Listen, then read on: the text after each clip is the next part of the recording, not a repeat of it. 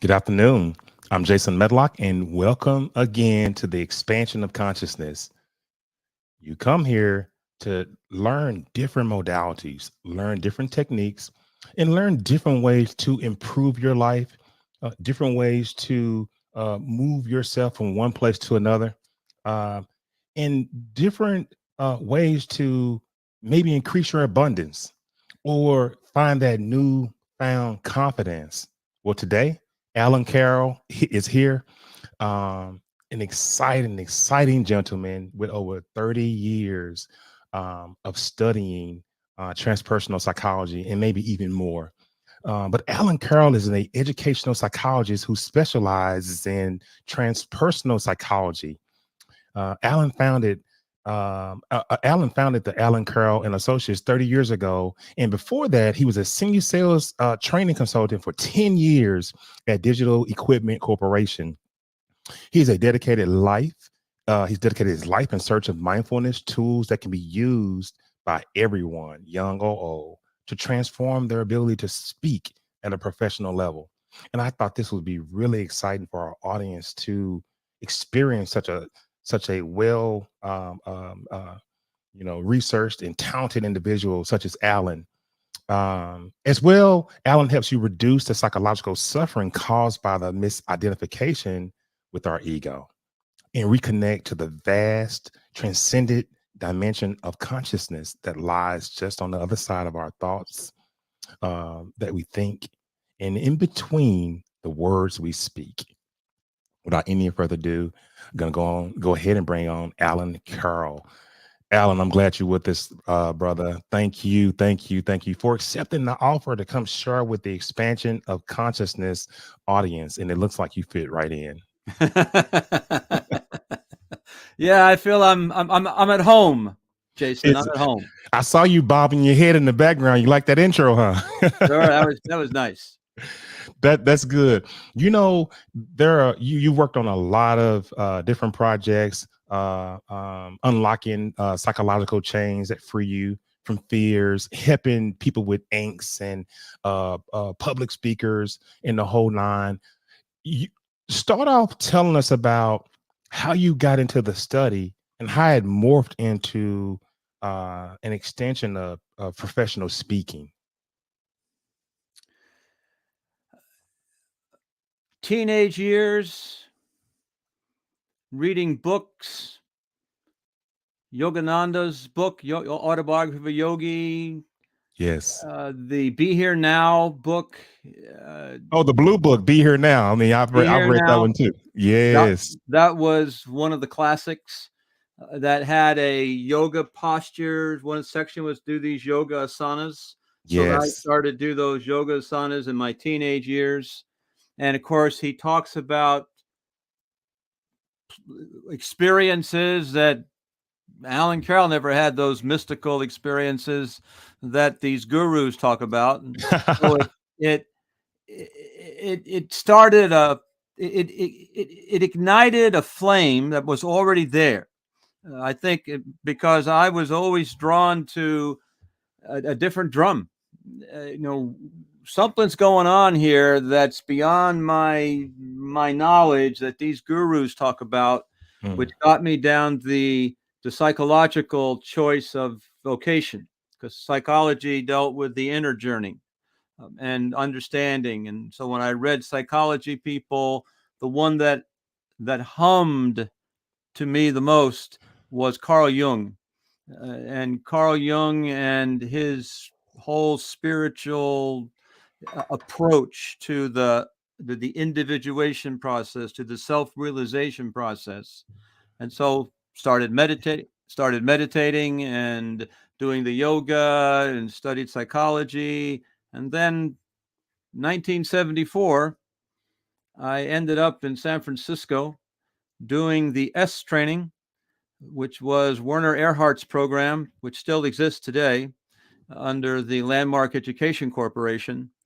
And there was a 3-day training called the S training. And mm. that just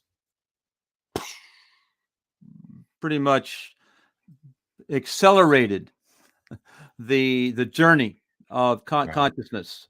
And what I did in that training is after the training, I began to assist in the organization, and part of that was learn how to speak in front of audience, because they wanted you to speak in front of audiences and enroll people in the training.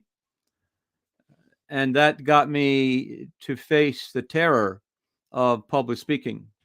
And having gone through that terror myself and survived, and here I am a few years later teaching people about, how can you get through that uncomfortable feeling. And after first training I did was 83, so 40 years ago, it turns out that if you practice a certain speaking technique, which requires mindfulness, it allows you to become present in the moment of now, which is the whole goal of mindfulness, is to be present in the moment of now without thought, without You see me, you see I'm smiling right here because you are on fire right now. I am. It's everything you're saying is resonating. I don't want to interrupt you, but I am grinning from cheek to cheek. Go right ahead. Go right ahead. Ask When you questions. said mindfulness and the tools that you teach people that you acquired in order to help them become better speakers, really confronting fears and confronting whatever the issues may be. My question to you is, what is a mindful, spacious speaker? And I've read through a lot of your information and website, and um, a mindful, spacious speaker. What is that? Well, let's give you a taste. Okay. If you ask the question, how many words per minute does the average person speak? If you ask the Lord next to me, uh, uh, they will tell you, Alexa, how many words per minute does the average person speak? What did Alexa say? She's saying it right now. Okay. I'm letting her talk to you. You can't hear it. 150 words per minute. Okay. So the transformation process occurs when you change the pattern of your speaking. And the change the pattern of your speaking is to reduce the amount of words that you speak from 150 down to 50. And so what you've done is you've taken 100 sounds that you would have spoken in that 1 minute. You've taken 100 sounds out, and you're just juggling 50 sounds in that same space of 1 minute. So if you take 100 sounds out, what do you put in place where those sounds used to be? Well, what you put in place is nothing. Mm. Emptiness, which is the fifth element: earth, air, fire, water, and space. So you're taking the metaphysical element of space, which is beyond the five senses, hearing, taste, touch, beyond the five, because you can't, right now, you see my two hands, Mm-hmm. and they're facing each other. Right. And there's a space between those two hands. You can't see it, you can't taste it, feel it, but you see there's a space between my two hands. And when you listen to people speak, you'll notice that there's no consciously created space Mm. between the sounds that they speak. But when you watch a professional speaker, when you watch an actor, when you watch a politician, when you watch someone who is playing the instrument, you'll notice that there's a huge amount of empty spaces between the sounds that they speak. And if you can consciously create those empty spaces while you are in the process of speaking, it will transform not only your experience of speaking from an unconscious fear to a confident professional speaker, yet more importantly, when you practice it, it accelerates you down the path of mindfulness, and you develop mindfulness muscles, which brings you mental equilibrium and emotional stability as you try to swim through the chaos of all the things happening in the outer world. So for the average person out there, I know exactly what you're saying, and it makes a whole lot of sense. You can listen to politicians, and some of them speak with space to garner any to maybe give you time, maybe give time for the emotion to Sure. follow. And I get the mindfulness. The average person out there is probably saying, okay, well, that sounds pretty good, but what are some of the benefits of me even practicing this spacious speaking? How does it benefit me? It's What a do you great say to that? question.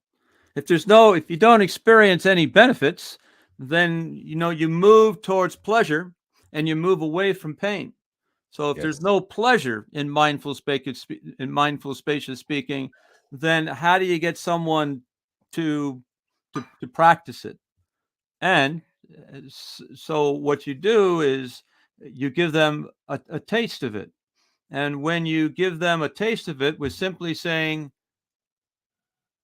what I want you to do now is consciously create a pause between this sound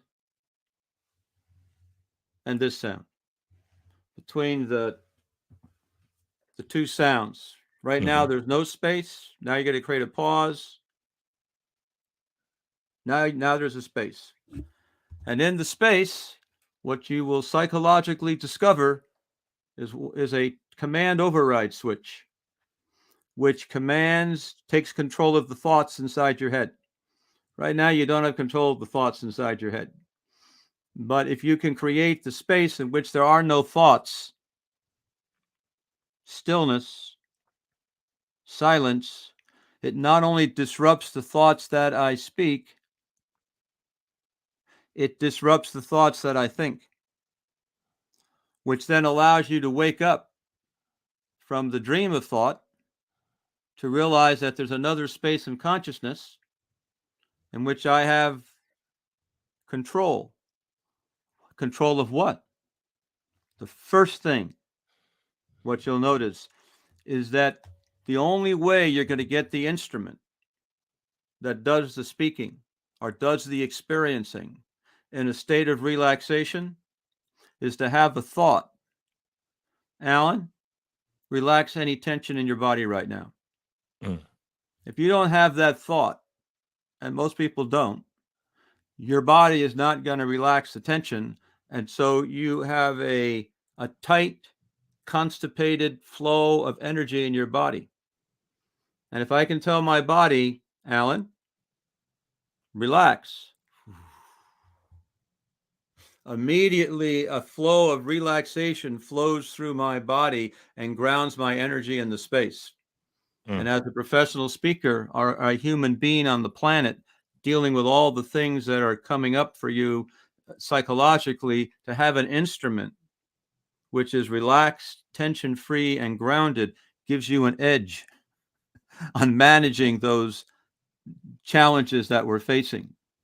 And not only will that wave of relaxation occur when you practice mindful spacious speaking, you'll also notice the amount of prana energy, the amount of oxygen that you can breathe and take into the engine has dramatically gone from an automatic to a conscious choice. And when you consciously choose, you can choose almost a 200 to 300% more oxygen in your body. Because right now, unconscious, it's 500 liters, 500 milliliters. Consciously, we can up it to 300. Mm. And so now you have 200 to 300 more energy in your body by practicing mindful spacious speaking. And so those are the immediate things that you experience. So basically, so so a easy practice I can do to build my mindful Right now, uh Jason, right yeah, now. Right Yes. now, when you talk to me, say 3 words and then stop. See if you can just say, right now, Alan, and stop. Take Okay. that breath, relax your body, and then finish the sentence. See if you can do it. Alan, if I were to tell you that you are a brilliant man, Pause, take a breath, relax your feet. brilliant in another realm of understanding, Pause, take a breath, relax your feet. Take that breath, full breath, 300 milliliters. Take a lot of air. Good.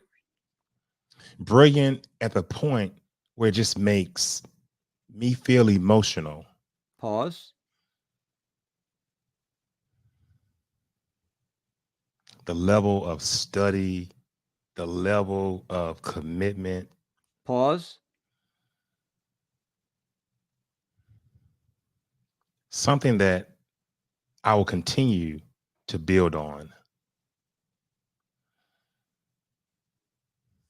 So every 3 words, pause, and that's the practice that we're speaking about. right. You went from 150 words per minute down to 50 words per minute. It's odd, it's strange, it's not normal, it's not my normal pattern. But when you watch yourself on the video, you'll notice that the thought forms that you were articulating were higher quality than the thought forms that you were articulating at 150 words per minute. I got it. I got it. So And Alan, I was so going. that Go, go. is that emptiness that you experience between the sounds is an act of mindfulness and stillness which will transform your not only ability to speak but also your whole experience of how you paint the narrative of the world in which you see, because now you've created a space between the event and the action that you're going to take in response to the event, and you're practicing creating space consciously, and that's the fifth element, and that will free you from the grip of the ego. The death of the human ego. I call it taming the tongue of the ego, because who am I making the sounds for? Well, I'm making them for me. Well, who Yes. is me? Me is my conceptual identity, as Eckhart Tolle would talk about. All the concepts that go together to make Alan Allen, my name, my body, my football team, my family, my perceptions, my beliefs, all the things that go together, my resume of life, my conceptual identity is, you draw a circle around that and you put your name in there, and that's your ego. And so I speak for my ego. So now what I'm going to Self-identification. do is I'm going to disrupt consciously that automatic conditioned pattern, and that will free you from the prison, from that reactive prison that you're in which you are in which you react to things rather than respond to things, because you're creating a buffered space consciously. Children can do it. Doesn't require education, doesn't require money, just requires you to wake up, take a breath, and pause a minute a day. Just practice it for a minute a day, but especially when you're performing your thoughts in front of an audience. So this is when you really want to get control of your timing. And all while doing all of this, all while examining the human ego and moving it and minimizing it, mindfulness is being created at the same time. Exactly. And that's just the beautiful thing about it. You know, Alan, is it possible to manage my thoughts and my opinions and emotions? Is that possible to do as well? Absolutely. Hmm. Your thoughts, the thoughts that that I think, let's say I'm thinking a thought, I take that thought and now I want you to hear the thought that I'm thinking. So I'm going to use my body to blow air out of my body Yes. I'm going to put my tongue and my lips into a certain way that I've learned from the beginning of how to speak in order to vibrate the air just the right amount of time for just the right amount of air with just the right amount of position of my lips and my tongue. And I can create a bubble of sound. And when you hear it, you'll know what I'm thinking. So go ahead. Here, I'm going to do it. Are Okay. you ready? Yes. Cat. So I have the thought of cat, and now I spoke the thought of cat. Okay. And so what happens is that if I can disrupt the flow of my speaking, it disrupts the flow of my thinking. Now, my ego doesn't like that, but my being loves that because in the wintertime, what the ground gets hard, and in the springtime, they have an aerator, a drum that they roll over the grass with holes, puts holes in the grass.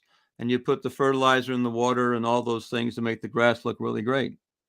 So what we're going to do now is we're going to aerate the thinking fabric, the thoughts, and we're going to poke holes between the sounds. Right. So whether they're 3 words and then I poke a hole, whether I poke a hole more often, do I poke the hole a little longer, a little bigger hole? And as Mushi talks about in his work, the clouds are gray, and when I meditate and I practice mindfulness, I put a hole in the gray clouds and I see the blue sky. And the blue sky is the being energy. And so as you alter the thoughts that you speak, you're poking holes in the gray clouds inside your head, and you become more like a screen door in the summertime that allows the flow of energy, whereas the wintertime it's a storm door of glass. There's no flow of energy. Difference between the doors: one has holes, one doesn't. So an ego has no holes.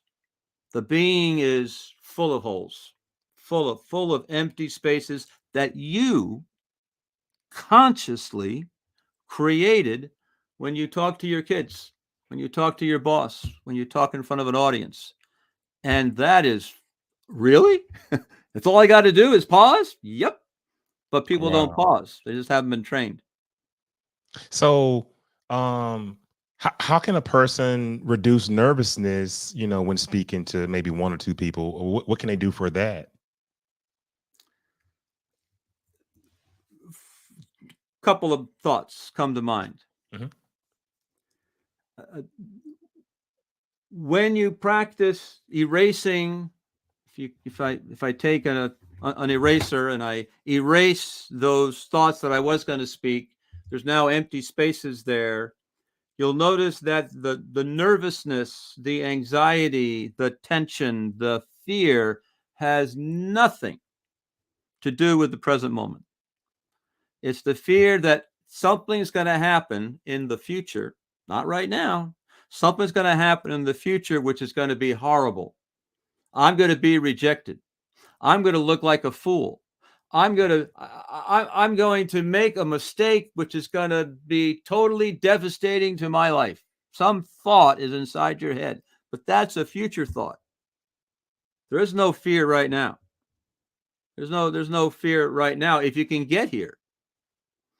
But you are seduced by the thoughts inside your head, and the little voices, oh, Jason, you're going to get in trouble. This is not going to work. You're going to make a mistake. You haven't prepared. You haven't done this. You haven't done that. And so now you're nervous now because you're thinking of the future.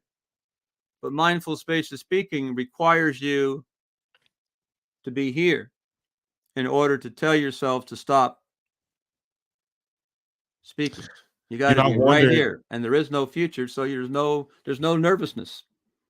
I've wondered, when you watch some of the top speakers in the world, and even some of the great leaders that we have in the U.S. and across the world. In your opinion, what do they have in common when they speak?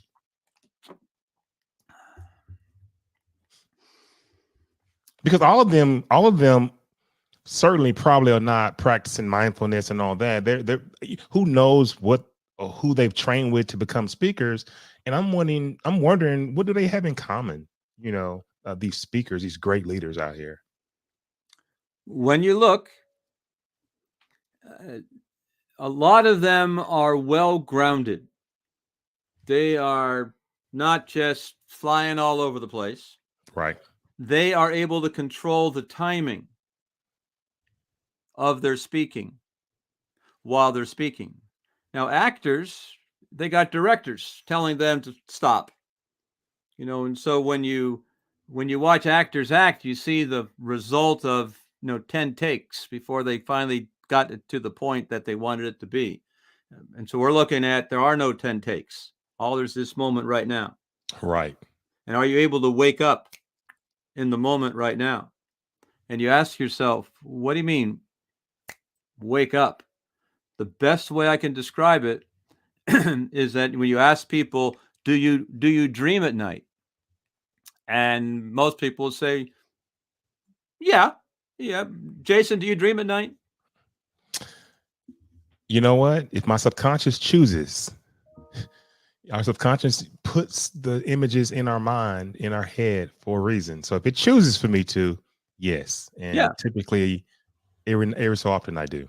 yeah. So in dreams, they call it REM sleep, REM sleep. But without Mhm. REM sleep, the hallucinations in the dream will happen in the outer world, but the dreams allow the chemicals in your body to relax, and so you're not.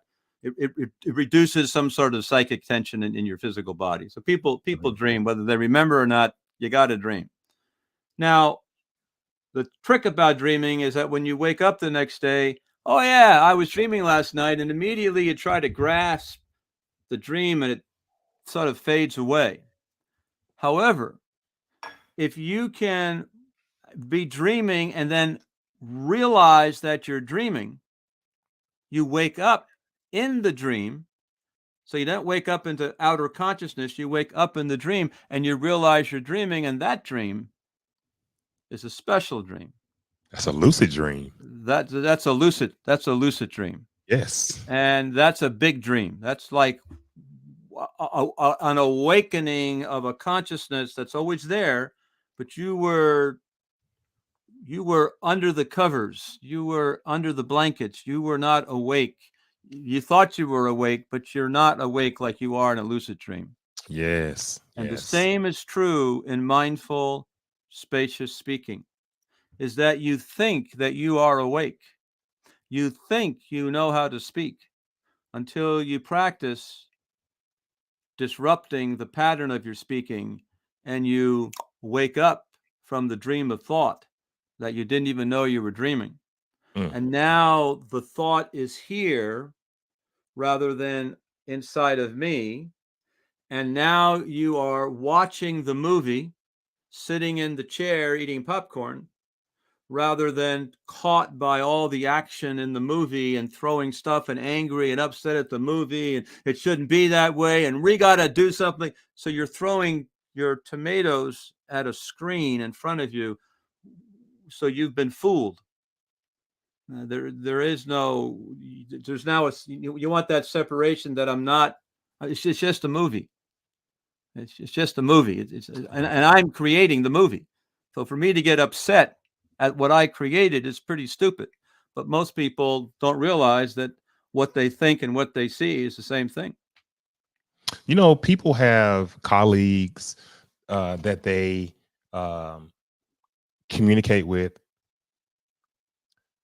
that they look up to, and sometimes, you know, they want to garner information from them in the conversation. And these friends are very good speakers, articulate very, very well, but don't listen to the friend very, very well. But they're great, and they can really, really explain anything away. Is there a practice that people can use that are just highly intelligent, can speak great, to become better listeners? So when let me having a see. conversation. Okay. So let me see if I understand, Jason, and correct me if I'm wrong. You're asking me about the listening and if there are any suggestions that you can make that would improve people's listening skills, that would strengthen those listening muscles. Is that close Yes, to what you want? that's it. And and I was saying it in a way that I have colleagues that are very, very well spoken and have spoken at events, but they don't listen well. So I'm just wondering, is there a practice that anybody can use to help them become better listeners? Right. Okay. So the practice of listening uh, are vary. Martian Martin talks about generous listening. And so, what's generous listening? Well, that's listening to what the person is saying, anybody, and you want to, in your mind, you're going to say to yourself, whatever they're saying is brilliant. Whatever they're saying about whatever they're talking about is absolutely brilliant. And the second thing is that it's a possibility. It's a possibility. Now, what you'll notice in the area of judgment is that most people don't listen to other people as if what they're saying is brilliant, because I immediately evaluate what the person is saying and judge it and crunch it and label it and blah, blah, blah, blah, blah, depending on my past conditioning. And so listening is an attitude. Like I said earlier, the only way that I'm going to be able to tell my body to relax is that if I have the thought, Alan, relax your body. The only way that I'm going to recreate or listen to what Jason says is that if I have the thought that when Jason asks me a question, I'm going to mirror back, active listen, reflective listening. I'm going to reflect back what the person had to say. And that, just do it once a day, that would be a miracle, because most people don't have to do that, because I know what you're talking about, Jason. I don't need to rephrase what you're saying because I know what you're talking about.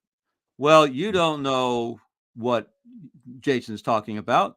You think you may know what Jason's talking about, but if you really want to have a deeper understanding of what Jason's talking about, be in an inquiry and change the punctuation in your dialogue with other people from every sentence ending with a period to once in a while. Let me see if I understand, Jason, and correct me if I'm wrong. You want to know about the da da da da da question mark. So the being will end sentences with question marks because it comes from not knowing. The ego will end the sentences with periods because I know what I'm talking about, period. I know what you're saying, period. And and so you're talking about the inability to surrender your point of view in order to listen to another person's point of view, because you're identified and attached to your point of view. It gives you security. And if you say something that I don't agree with, then I need to defend myself. And it's not about listening, it's about defending. Mm. And that's not going to make you a good listener. Oh my God. Active listening. I love how eloquently you're putting this, and reflective listening. How true. And the reason why is because of the ego. And you've already talked about that. And, you know, people probably asking, well, how do I escape my own ego? It's by not self-identifying as much. And it takes a level of mindfulness. And I'm picking it up, right, Alan? It takes a level of mindfulness to be able to look at what you're self-identifying with. I guess my next question would be, how do I access the dimensional state of consciousness beyond my ego identity?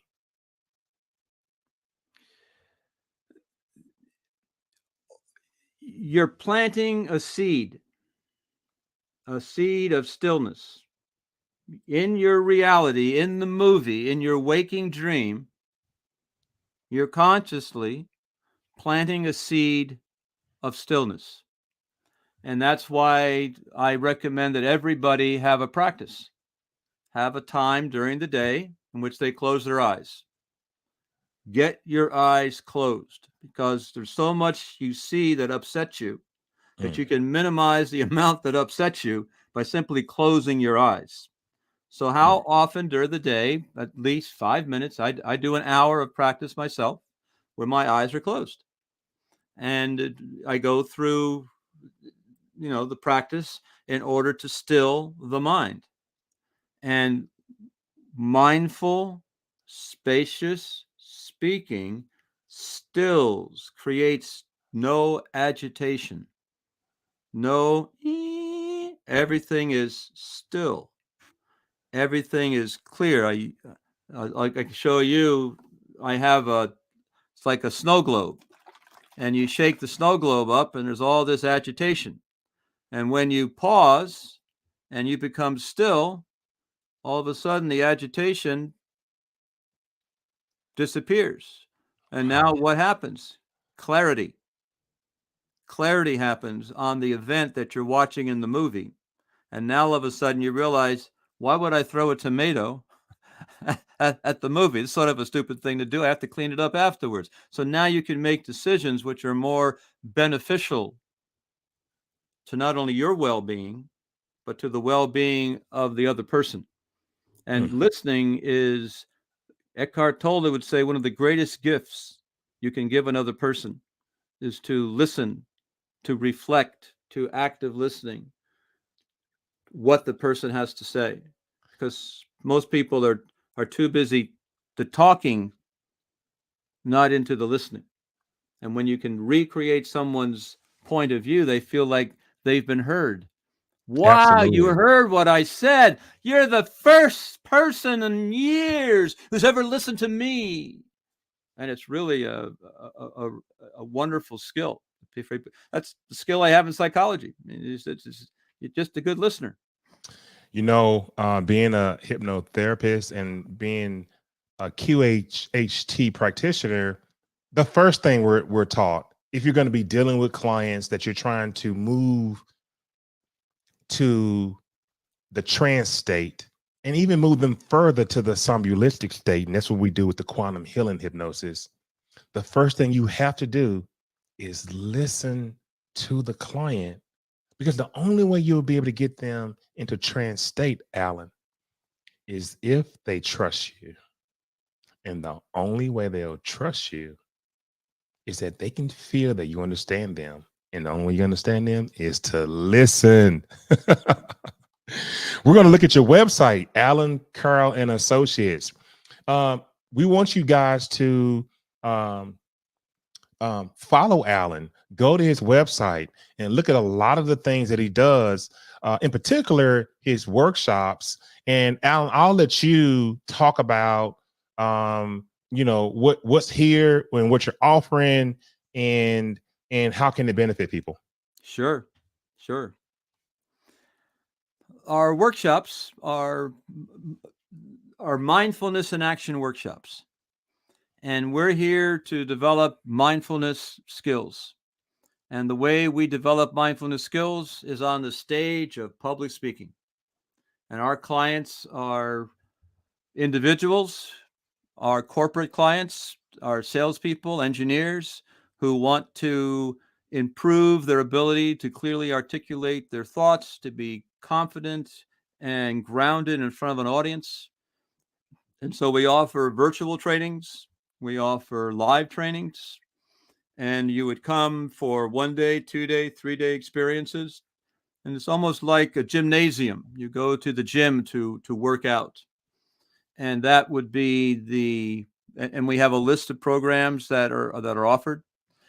And you can go to the portals and you can sign up on the websites, and you can enroll into our classes. And it's ACAMINDFULYOU.com. Let's see. It's ACA.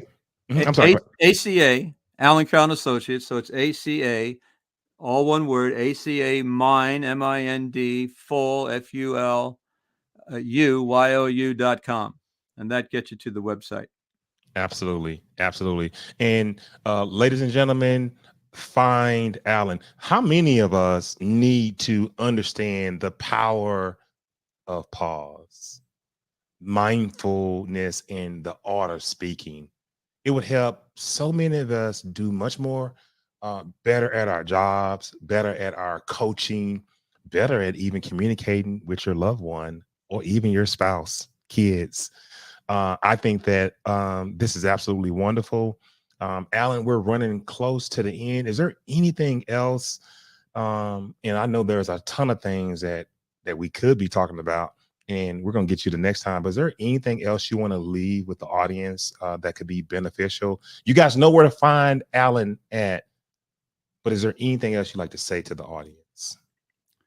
There's a technique called the stop technique, STOP.